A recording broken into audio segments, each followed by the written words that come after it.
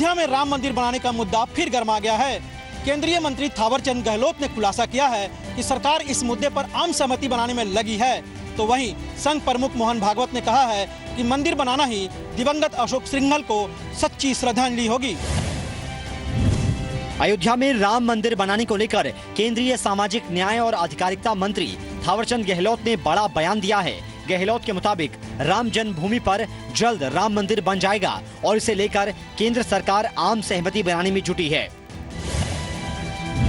भारत की सरकार और वहाँ की जनता प्रयासरत है कि जल्दी से जल्दी वातावरण क्लियर हो, मार्ग प्रशस्त हो और मंदिर निर्माण का काम बने। उसमें सब लोग मिलकर के प्रयास कर रहे हैं। उम्मीद है कि हम जल्दी से जल्दी भव्य राम मंदिर बनाने का काम प्रारंभ कर पाएंगे। इससे पहले आरएसएस प्रमुख मोहन भागवत ने वीएचपी के पूर्व अध्यक्ष अशोक सिंघल की श्रद्धांजलि सभा में कहा था कि अयोध्या में राम मंदिर बनना ही सिंघल को सच्ची श्रद्धांजलि होगी। संकल्पों की पूर्ति के लिए प्रयास करना, इसकी तो आवश्यकता है और वो अगर हम करते रहेंगे। थावरचंद गहलोत और मोहन भागवत के बयान के बाद इस मुद्दे पर गरमाई राजनीति के बीच बजरंग दल ने भी ताल ठोक दी और राम मंदिर के मोदी सरकार के कार्यकाल के दौरान ही बनने की बात कही। आगे देखिए क्या होता है और इसी सरकार में राम मंदिर का निर्माण होगा, ऐसा मुझे पूर्ण विश्वास है। अयोध्या का मुद्दा भले ही कोर्ट में हो, लेकिन कई राज्यों में मिली हार के बाद मोदी सरकार अब राम भरोसे ही दिख रही है। राम मंदिर पर बीजेपी और आरएसएस के बयान के बाद सियासत गर्मा गई है। कांग्रेस और विपक्षी पार्टियों ने बीजेपी पर हमला बोलते हुए कहा है कि चुनाव आते ही इन्हें राम याद आते हैं। केंद्रीय मंत्री थावरचंद गहलोत ने राम मंदिर बनाने को लेकर बयान क्या दिया। विपक्षी दलों ने बीजेपी पर चौतरफा हमला कर दिया। कांग्रेस ने बीजेपी पर निशाना साधते हुए कहा कि उसे सिर्फ सत्ता प्यारी है। तो चाहे राम हो, चाहे गाय हो, चाहे देश हो, चाहे राष्ट्र हो, इनको सिर्फ सत्ता की ये माध्यम है, इनसे कोई प्रेम और लगाव इनका नहीं। वहीं जेडीयू ने भी इसे बीजेपी का कुर्सी प्रेम और आरएसएस के पास मुद्दों की कमी होना बताया। न इनको मंदिर बनवानी है, न इनको राम से कोई प्रेम है, इनको कुर्सी से। एनसीपी का मानना है कि आरएसएस ने राम मंदिर के मुद्दे को राजनीतिक बना दिया है। राम मंदिर के इशू को वो अगले जो 2019 में जो चुनाव होगा लोकसभा में, वहां तक खींच के ले जाना चाहते हैं। उत्तर प्रदेश में विधानसभा का चुनाव 2017 में है। ऐसे में राम मंदिर का मुद्दा अब धार्मिक से ज्यादा राजनीतिक बन गया है। भारत और मलेशिया की साझा प्रेस कॉन्फ्रेंस में प्रधानमंत्री नरेंद्र मोदी ने आतंकवाद को दुनिया की सबसे बड़ी समस्या बताया और इससे मिलकर निपटने की बात की। कुआलालंपुर में मोदी ने तोरण द्वार का उद्घाटन किया और बुद्ध का संदेश भी दिया। अपने मलेशिया दौरे के आखिरी दिन आज प्रधानमंत्री नरेंद्र मोदी ने मलेशिया के प्रधानमंत्री नजीब रजाक से मुलाकात की। साझा बयान में पीएम मोदी ने दोनों देशों के बीच सुरक्षा और रक्षा समेत कई क्षेत्रों में आपसी सहयोग बढ़ाने पर जोर दिया। पीएम मोदी ने कुआलालंपुर में लिटिल इंडिया नाम से मशहूर इलाके में एक तोरण द्वार का भी उद्घाटन किया। उन्होंने दुनिया भर में आतंकवाद को लेकर सभी देशों के बीच एकजुटता पर जोर दिया। इस पत्थर का एक एक इंच पुर्जा हमारी सांस्कृतिक विरासत का संदेश देता है, हमें एक नई प्रेरणा और ताकत देता है। मलेशियाई प्रधानमंत्री ने पीएम मोदी को मैन ऑफ एक्शन बताया। प्रधानमंत्री नरेंद्र मोदी अब मलेशिया के बाद 2 दिन की यात्रा पर सिंगापुर पहुंच चुके हैं। दिल्ली के मुख्यमंत्री अरविंद केजरीवाल ने नीतीश कुमार के शपथ ग्रहण समारोह में लालू प्रसाद यादव से गले मिलने पर सफाई दी है। केजरीवाल ने कहा है कि मंच पर लालू ने उनका हाथ पकड़कर जबरन उन्हें गले लगाया। 20 नवंबर को बिहार के मुख्यमंत्री नीतीश कुमार के शपथ ग्रहण समारोह के दौरान मंच पर दिखी लालू यादव और दिल्ली के मुख्यमंत्री अरविंद केजरीवाल के भाईचारे की इन तस्वीरों ने केजरीवाल को मुश्किल में डाल दिया है। केजरीवाल ने अब आम आदमी पार्टी की राष्ट्रीय परिषद की बैठक में इस मामले पर सफाई दी है। केजरीवाल का कहना है कि लालू जबरदस्ती उनसे गले मिले और जबरदस्ती उनका हाथ खींचा। तो मैंने हाथ बढ़ाया, उन्होंने हाथ बढ़ाया और हाथ खींच लिया मैंने और खींच के गले लगा लिया। अभी मेरा हाथ उठा के हमने गठबंधन नहीं किया। दूसरी चीज, हम लोगों ने भ्रष्ट राजनीति का समर्थन नहीं किया और ना कभी कर सकते हैं। वहीं केजरीवाल के इस बयान को कांग्रेस और बीजेपी ने उनकी कथनी और करनी में अंतर बताया है। जो जी बोल रहे हैं इसमें विरोधाभास है। कहीं न कहीं उन्होंने चीजों को छुपाने का प्रयास किया है। तो वहीं आम आदमी पार्टी के संस्थापक सदस्यों में से एक शांति भूषण ने इसे भ्रष्टाचार को गले लगाना बताया है। Kejriwal who the other day went and embraced the epitome of corruption, Lalu Yadav. हालांकि जेडीयू केजरीवाल के बचाव में खड़ी दिखाई दे रही है। दिल्ली में आम आदमी पार्टी की राष्ट्रीय परिषद की बैठक के बाहर उन नाराज कार्यकर्ताओं ने हंगामा किया जिन्हें पार्टी ने नोटिस देकर सस्पेंड कर दिया है। सस्पेंड हुए तमाम कार्यकर्ताओं का कहना था कि पार्टी में पुराने कार्यकर्ताओं की पूछ नहीं है। दिल्ली के अलीपुर में आज आम आदमी पार्टी की राष्ट्रीय कार्यकारिणी की बैठक चल रही थी, तो बाहर पार्टी के खिलाफ प्रदर्शन हो रहा था। पार्टी की कार्यशैली से नाराज कार्यकर्ताओं ने कहा, यह आप नहीं खाप है। प्रदर्शन कर रहे लोगों को पार्टी ने नोटिस देकर बाहर कर दिया था। इस इंसान ने अपनी पॉलिसी बिल्कुल चेंज कर दी। ये लालू जैसे लोगों का सरपर्स बन चुका है। वहीं विधानसभा में भी आम आदमी पार्टी के खिलाफ आवाज उठाने वाले उनकी ही पार्टी के विधायक पंकज पुष्कर थे। पुष्कर ने बच्चों को फेल करने का मुद्दा उठाया, तो पार्टी ने विधानसभा में मौजूद मार्शल से पंकज पुष्कर को जबरन बाहर करवा दिया। वो सुनने को तैयार नहीं है, चिट्ठी का जवाब नहीं देते, सदन में चर्चा नहीं होने देना चाहते, किसी भी तरीके से आप बातचीत नहीं करना चाहते, तो ये तो दिल्ली की जनता के साथ धोखा होगा और मेरा कर्तव्य है उसको सामने लाना।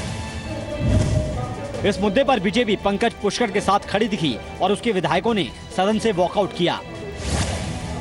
हमने कहा है कि हमारे पार्टी के कार्यकर्ता लंबे संघर्ष के लिए तैयार रहे। अरविंद केजरीवाल के खिलाफ नाराज पार्टी कार्यकर्ताओं के बगावती सुर आने वाले वक्त में पार्टी के लिए मुसीबत का सबब हो सकते हैं। आम आदमी पार्टी के विधायकों का विवादों से नाता छूटता दिख नहीं रहा है। इस बार पार्टी विधायक सरिता सिंह पर दिल्ली पुलिस के एक एएसआई से बदसलूकी का आरोप लगा है। दिल्ली पुलिस के एएसआई को धमकाती दिख रही ये हैं आम आदमी पार्टी के विधायक सरिता सिंह। मामला भजनपुरा इलाके का है। कल रात एक शादी समारोह के दौरान रोहतास नगर से विधायक सरिता सिंह की गाड़ी वहां तैनात एएसआई की बाइक से टकरा गई। इसको लेकर सरिता सिंह के ड्राइवर और एएसआई के बीच बहस हो गई। आरोप है कि इसी बीच विधायक सरिता सिंह भी वहां पहुंची और एएसआई के साथ बदसलूकी की और उसे धमकाया भी। हालांकि सरिता सिंह इन आरोपों से इनकार कर रही हैं। पुलिस इंटरप्रेट करने की कोशिश कर रही है, किसके प्रेशर में आके कर रही है वो आपको भी पता है कि सेंटर में बैठी सरकार है जो हमसे कहीं ना कहीं हार मान चुकी है, तो कहीं ना कहीं उनका फ्रस्ट्रेशन तो निकलेगा ही। हालांकि पुलिस ने सरकारी काम में बाधा डालना, ड्यूटी पर तैनात पुलिस वाले को धमकाने का केस दर्ज किया है। कंप्लेन के अकॉर्डिंग जो स्थानीय विधायक हैं एमएलए सरिता सिंह, उन्होंने भी अपने उनके साथ बदसलूकी की। वहीं बीजेपी ने आम आदमी पार्टी के विधायक की इस करतूत को सत्ता का नशा बताया। सत्ता की धौंस जमाना, अपना जिस तरह से दादागिरी करना, पुलिस के साथ अभद्र व्यवहार करना, ये कोई नई बात नहीं है दिल्ली के अंदर। कुछ वक्त पहले मुख्यमंत्री अरविंद केजरीवाल ने दिल्ली के सभी विधायकों और उनके परिवार वालों के साथ एक बैठक कर उन्हें नसीहत दी थी कि वो करप्शन और विवादों से बचे, लेकिन इसका असर दिखाई नहीं दे रहा है। उत्तर प्रदेश दौरे पर पहुंचे कांग्रेस उपाध्यक्ष राहुल गांधी ने प्रधानमंत्री मोदी पर एक बार फिर से हमला बोला है। सहारनपुर में एक रोड शो के दौरान राहुल ने कहा कि प्रधानमंत्री मोदी का नारा अच्छे दिन आएंगे को सुनकर अब लोग हंसने लगे हैं। उत्तर प्रदेश में गन्ना किसानों का हाल जानने के लिए कांग्रेस उपाध्यक्ष राहुल गांधी ने आज सहारनपुर से पदयात्रा शुरू की। राहुल ने एक बार फिर प्रधानमंत्री मोदी पर निशाना साधा। कहा कि पीएम मोदी ने देश से अच्छे दिन का वादा किया था, लेकिन मोदी के अच्छे दिन पर अब देश हंस रहा है। अच्छे दिन आएंगे तो लोग हंसते हैं जैसे आप अभी हंसे। पूरा हिंदुस्तान हंसता है। अच्छे दिन कहाँ गए? नरेंद्र मोदी जी जाते हैं। राहुल गांधी ने पीएम मोदी के विदेश दौरों को लेकर भी सवाल उठाए। मोदी जी जाते हैं, कभी लंदन जाते हैं, आज मैंने उनका जहाज उड़ते हुए देखा। लंदन जाते हैं, मलेशिया जाते हैं, सिंगापुर जाते हैं। अमेरिका जाते हैं, बड़े बड़े भाषण होते हैं, यहाँ अच्छे से तैयार। राहुल गांधी ने उत्तर प्रदेश की अखिलेश सरकार पर गन्ना किसानों से वादा खिलाफी का आरोप लगाया। राहुल गांधी भले ही खुद को किसानों का हमदर्द बताते रहे हों, लेकिन उनके इस मार्च को मिशन 2017 यानी आने वाले विधानसभा चुनाव से जोड़कर देखा जा रहा है। खुद को पॉलिटिकल टूल बताने वाले रॉबर्ट वाड्रा के बयान से राजनीति गर्मा गई है। बीजेपी ने इसे वाड्रा का नाटक करार दिया है, तो वहीं कांग्रेस ने इसे गांधी परिवार की छवि खराब करने की कोशिश करार दिया है। खुद को राजनीतिक औजार बताने वाले सोनिया गांधी के दामाद रॉबर्ट वाड्रा के बयान पर बीजेपी ने हमला बोल दिया है। बीजेपी नेताओं ने कहा कि वाड्रा आज जो कुछ भी हैं, वो अपने राजनीतिक कनेक्शन की वजह से हैं और खुद को राजनीतिक औजार बताना वाड्रा की बौखलाहट है। रॉबर्ट वाड्रा जी का जो बौखलाहट है वो हम देख पा रहे हैं। अगर वो सच्चाई के राह पे हैं तो कभी भी घबराने की जरूरत नहीं होनी चाहिए। देखिए, आज तक उसने जो हासिल किया है वो राजनीति की बदौलत ही हासिल किया है। वो राजनीति का पुर्जा ही है। वहीं कांग्रेस ने भी बीजेपी पर पलटवार करने में देरी नहीं लगाई। कांग्रेस का कहना है कि नेहरू गांधी परिवार से जुड़े होने की वजह से ही बीजेपी वाड्रा पर निशाना साध रही है। का संबंध नेहरू गांधी परिवार से है।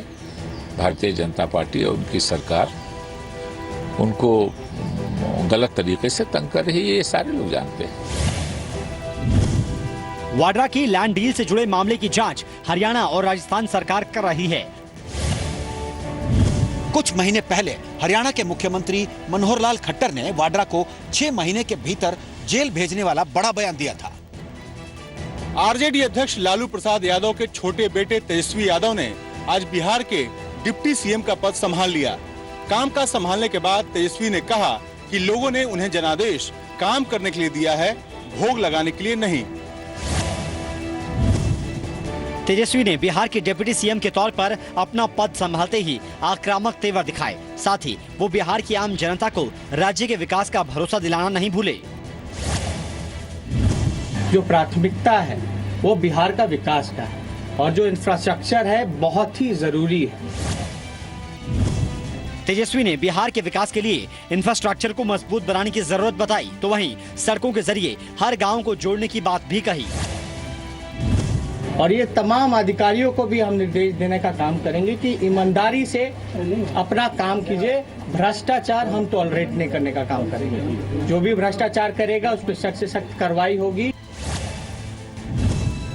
सरकारी बंगलों के अलॉटमेंट को लेकर उठ रहे सवालों पर तेजस्वी यादव ने कहा कि अलॉटमेंट तय नियमों के मुताबिक ही होगा। तेजस्वी यादव सिर्फ 9वीं पास हैं और पहली बार विधानसभा भी पहुंचे हैं। ऐसे में उम्मीदों पर खरा उतरना उनके लिए आसान नहीं होगा। समाजवादी पार्टी सुप्रीमो मुलायम सिंह यादव के जन्मदिन के मौके पर पार्टी कार्यकर्ताओं ने कानून को ताक पर रख दिया।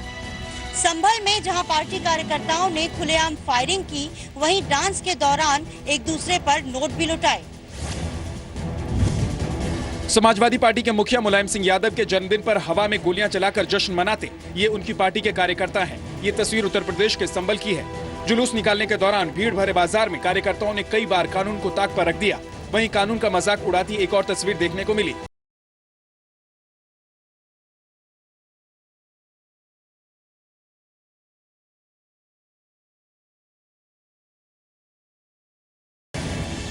नहीं, खुशी में तो हर चीज चलती है साहब। खुशी में चलता। समाजवादी पार्टी सरकार भले ही राज्य में बेहतर कानून व्यवस्था होने का दावा करती हो, लेकिन पार्टी कार्यकर्ताओं की ये तस्वीरें इन दावों की पोल खोलने के लिए काफी हैं। जम्मू कश्मीर के कुपवाड़ा और अनंतनाग में आतंकियों और सुरक्षा बलों के बीच मुठभेड़ में सुरक्षा बलों ने 4 आतंकियों को मार गिराया। वहीं नौशहरा सेक्टर में पाकिस्तान की सीज फायर वायलेशन में एक जवान शहीद हुआ। अनंतनाग में सुरक्षा बलों और आतंकियों के बीच मुठभेड़ खत्म हो गई है। अनंतनाग की मुठभेड़ में सेना ने 3 आतंकियों को मार गिराया है, जबकि एक आतंकी को कुपवाड़ा में हुई मुठभेड़ में मारा गया है। कुपवाड़ा में आतंकियों की फायरिंग में सेना के एक लेफ्टिनेंट कर्नल और 2 जवान घायल हो गए हैं। दूसरी तरफ नौशेरा के लाम सेक्टर में पाकिस्तान ने सीज फायर का उल्लंघन किया है। पाकिस्तान की तरफ से की गई फायरिंग में एक जवान भी शहीद हो गया है। कुपवाड़ा में उसी जगह मुठभेड़ चल रही थी जहां कर्नल संतोष महादिक शहीद हुए थे। देवी में एक हेलीकॉप्टर के क्रैश होने से बड़ा हादसा हुआ है। हादसे में पायलट समेत हेलीकॉप्टर में सवार सभी श्रद्धालुओं की मौत हो गई है। रोजाना की ही तरह वैष्णो देवी के दर्शन के बाद हेलीकॉप्टर श्रद्धालुओं को लेकर कटरा लौट रहा था। इसी दौरान यह हादसा हुआ। बताया जा रहा है कि उड़ान भरते ही हेलीकॉप्टर में तकनीकी खराबी के बाद आग लग गई और हेलीकॉप्टर क्रैश होकर जमीन पर गिर गया। हेलीकॉप्टर में सवार एक महिला पायलट समेत 6 श्रद्धालुओं की मौत हो गई। बेहद दुखद घटना है ये, और जो रिपोर्ट्स हमें मिली है उसके मुताबिक 7 लोगों की जान मौके पर चली गई है और अभी तक की जो खबर है वो यही है, और जब छानबीन इसमें होगी तब हमें और जानकारी इसके बारे में मिलेगी। मरने वाले श्रद्धालुओं में 3 दिल्ली के रहने वाले थे, जबकि बाकी 3 जम्मू के थे। कटरा से वैष्णो देवी के मंदिर की चढ़ाई करीब 13 किलोमीटर है, इसलिए कई श्रद्धालु देवी के दर्शन के लिए हेलीकॉप्टर का सहारा लेते हैं।